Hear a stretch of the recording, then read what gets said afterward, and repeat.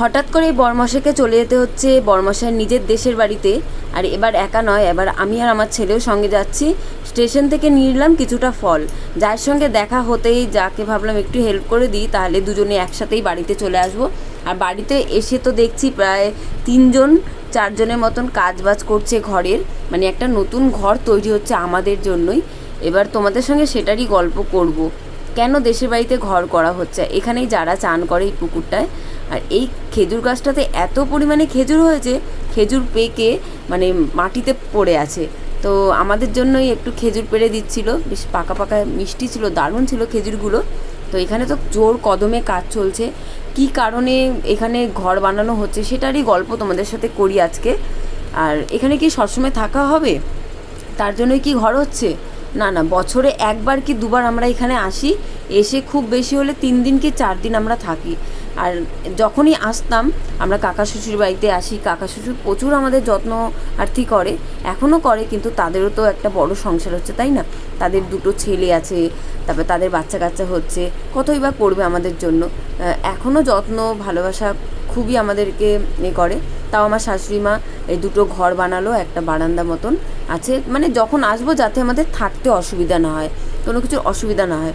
আর এখন কাজ হচ্ছে, মানে যেখানে গর্ত খুঁড়ে মাটি নিয়ে আর ঘরগুলো ভরাট করা হচ্ছে, কারণ এখানটা পুরো গর্ত মতন ছিল। এই যে এটা আমার বরমশাই যে মাটিগুলো যে নিয়ে নিয়ে আর ওখানে ভরাট করছে।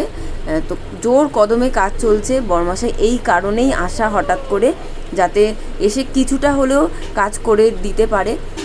কারণ কাজের মানে জন্য তো লোক রাখা হয়েছেই, মানে মিস্ত্রি লেবার, কিন্তু তারা একটা টাইমিং করবে, টাইমের মতন করবে। আর নিজেদের লোক পুরো টাইমের ওভার টাইমও করবে, আরও মানে বেশি বেশি করে তাড়াতাড়ি করার চেষ্টা করবে, তাই না? এই রাতেও কাজ হচ্ছে, রাতে এত বৃষ্টি হচ্ছে তাও থামে নেই, তাও করেই যাচ্ছে।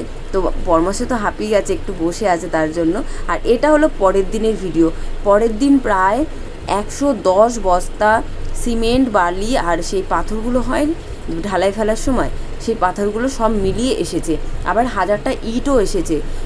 তো ওইগুলোই সবাই মিলে মাথায় করে পিঠে করে বয়ে বয়ে নিয়ে আসছে।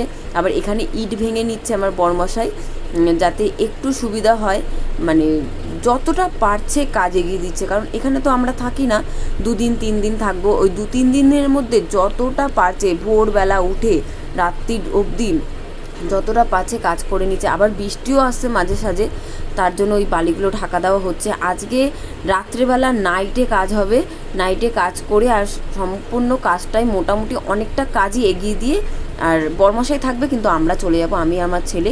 এখানে ইট বওয়া হচ্ছে, কেউ 10টা, কেউ 12টা, কেউ 6টা 7টা, যে যেমনভাবে ইট নিয়ে আসছে। আর বাচ্চারাও কিন্তু 1-2টো করে ইট নিয়ে আসছে, এটা কিন্তু বলা হয়নি বাচ্চাদেরকে, বাচ্চারা একটু আনন্দ করেই নিয়ে আসছে, ওদেরকে আর বারণ করা হয়নি যে তোরা করিস না বা কিছু, ওরা নিজের থেকেই নিয়ে আসছে, আমরা কিচ্ছু বলিনি। এখানে বড়রাই বেশিরভাগ কাজ করছে, আমিও মাঝে সাঝে একটু করছিলাম, কিন্তু সেটা পুরোপুরি ভিডিও করার জন্যই, আমি কিছু মানে এই না যে আমিও কাজ করছি বা কিছু, সব বড়রাই করছে। আর ওরা অনেক কষ্ট করে কাজ করছে, মানে টাকা দিয়েও এই মানে ঋণ শোধ করা যায় না। কারণ ওভার টাইম 5-10 মিনিট যে বসছে তা না, একটু বসছে, চা খাচ্ছে, একটু খাবার খাচ্ছে, তারপর আবার লেগে পড়ছে কাজে। মানে যারা কাজ করে, মানে লেবার হোক বা মিস্ত্রি হোক, তারা কিন্তু একটু হলেও মানে থেমে বসে করে। আর ওরা নিজেদের কাজ বলে প্রচুর মন দিয়ে কাজ করছে এবং তাড়াতাড়ি কাজ করার চেষ্টা করছে। এখন বাজে প্রায় 4টে, আমরা চলে যাচ্ছি বাড়ি, তাই বরমশাই একটু এগাতে যাচ্ছে। আর এই ব্রিজটা দেখো কতটা খাতরো, কি খিলাড়ির মতন ব্রিজ, তাই না? টাটা।